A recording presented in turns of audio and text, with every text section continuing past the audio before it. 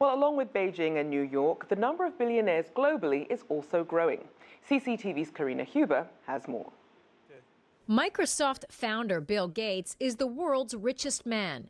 Even after giving away $17 billion to charity, he leads the pack by a wide margin with a net worth of $80 billion.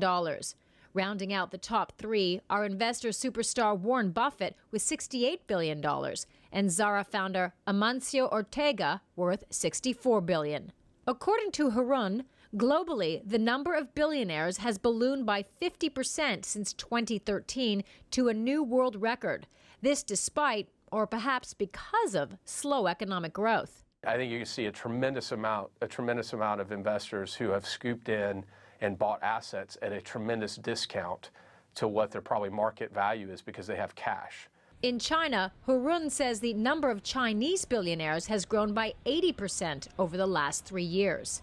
So much of it was driven by relationships, say in the real estate industry, that were related to banks making loans that were driven by state-owned enterprise structures.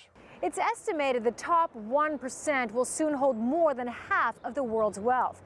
Now, that has raised a lot of ethical questions, but what is the economic impact of a growing number of billionaires? That's a question Columbia University professor Jan Sveinar has been asking. His latest report finds they either have a net neutral or negative effect on economic growth, depending on how the money is made.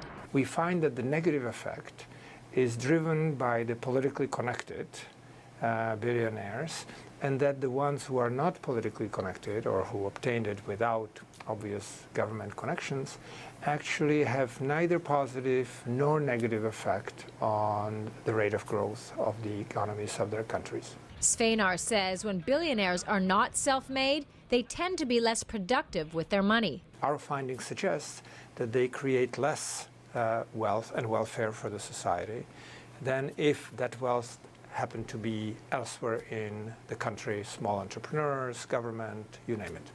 And what about people who inherited their wealth, which represents about a third of all the world's billionaires? Sveinar says they tend to have a slightly negative impact on economic growth. Karina, CCTV, New York.